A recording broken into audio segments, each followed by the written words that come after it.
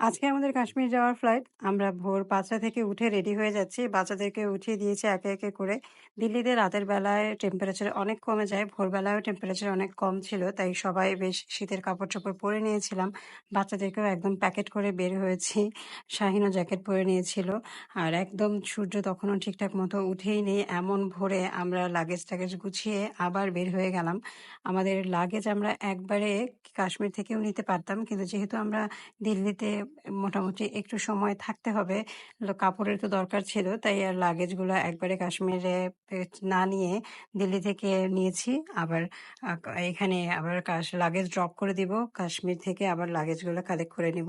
তো এখন আস্তে, আস্তে সূর্য ওঠা শুরু করেছে। আমরা এয়ারপোর্টেও চলে আসছি। খুব বেশি সময় লাগেনি। আমরা আগের রাতেই যে ভদ্রলোক আমাদেরকে ড্রপ করেছিল হোটেলে, সেই ট্যাক্সি ড্রাইভারকেই বলে রেখেছিলাম। তো উনি আমাদেরকে আবার রাতের বেলা ভোরবেলা নিয়ে আসলো। তো এই যে ভদ্রলোককে দেখতে পাচ্ছেন, উনি হঠাৎ করে কোথা থেকে একটা খালি ট্রলি এনে আমাদের সব লাগেজ ভরে হাঁটা শুরু করে দিলেন। তো এমন একটা পরিস্থিতিতে আমরা নাও করতে পারছিলাম না, এবং তারপর কিছু দূর যেয়ে উনি আমাদের কাছ থেকে 200 টাকা, 200 রুপি চেয়ে বসলেন। তো এরকম হুটহাট কিছু স্প্যামের শিকার হয়ে যাবেন, একটু সাবধান থাকতে হবে। তো মাঝে মাঝে এরকম হয়, হুটহাট ভিনদেশি কাউকে দেখলে এরকম। আমাদের এখানে তো আরো বেশি হয়। আর দিল্লিতে তো আমরা এরকম দুই একবার এমন হলো, আমরা ট্যাক্সি ড্রাইভারের সঙ্গে এরকম একবার হলো, ওরা নির্দিষ্ট গন্তব্যে যেতে চাইলো না। আবার এখন যেটা হলো যে হুট করে একজন এসে আমাদের লাগেজ নিয়ে, এখন তো আর কুলির সিস্টেম নাই, নিজেদের লাগেজ নিজেরাই আমরা বহন করতে পারি। তো যাই হোক, আমরা লাগেজ ড্রপ করে দিলাম ভিস্তারা এয়ারলাইন্সে। তারপরে ইমিগ্রেশন ক্রস করে আমরা চলে আসলাম। একটু নাস্তা করে নিব, কারণ আমাদের একদমই নাস্তা করা হয় নাই। তো এখানে দিল্লি স্ট্রিট নামে একটা খাবারের দোকানে আমরা বসে পড়লাম। এখানে বেশিরভাগই সাউথ ইন্ডিয়ান খাবার ছিল। কি নিব ঠিক বুঝে উঠতে পারছিলাম না। কোনো খাবারই এখানে আসলে আমাদের পরিচিত কোনো কিছু না। যদিও পুরি দেখতে পাচ্ছিলাম, পুরি ভাজি এখানে আছে। ঠিক পুরি না, এটাকে ওরা কচুরি বলে। কিন্তু এটাও জিজ্ঞেস করাতে ওরা বললো এটা স্পাইসি হবে। পরে আলু পরোটা নিয়ে আসলাম, সাথে চা দিল। আর আলু পরোটার সঙ্গে খাওয়ার জন্য দই এবং আচার দিল, যার দুইটার একটাও বাচ্চারা খাবে না। তো ভালোই হয়েছে, আমি খেয়ে নিয়েছি। দই আর আচার একটু একটু করে আমি খেয়েছি। এবং আমাদের জন্য সাউথ ইন্ডিয়ান আহ, ইডলি একটা প্লেট অর্ডার করেছি। ভেবেছিলাম যে ইডলিটা যদি বাচ্চারা খেতে চায় খেতে পারবে, কিন্তু ইডলিটাও ওরা খায়নি।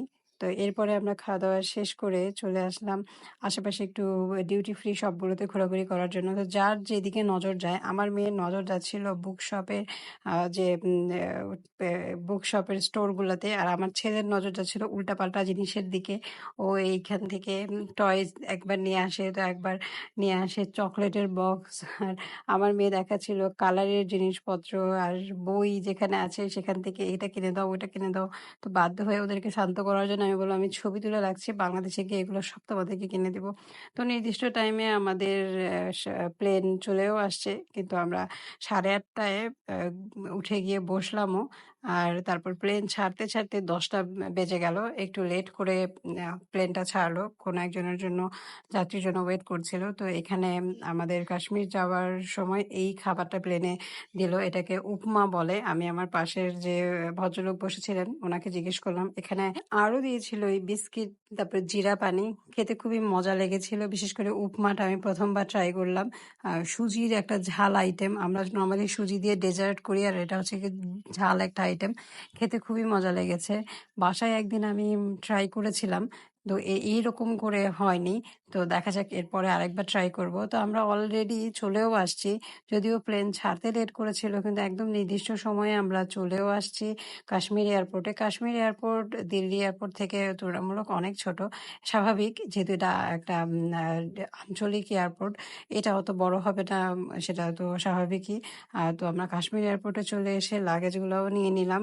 আর তারপর যখন আমরা বের হয়ে আসলাম, তো আমরা বের হওয়ার সময়ই আলাদা করে আমাদের হ্যান্ড লাগেজে জ্যাকেটগুলো নিয়ে নিয়েছিলাম, যাতে করে ঠান্ডা না লাগে। কিন্তু বের হয়েই আমরা বুঝতে পারলাম যে কি পরিমাণ ঠান্ডার মধ্যে আমরা এসেছি।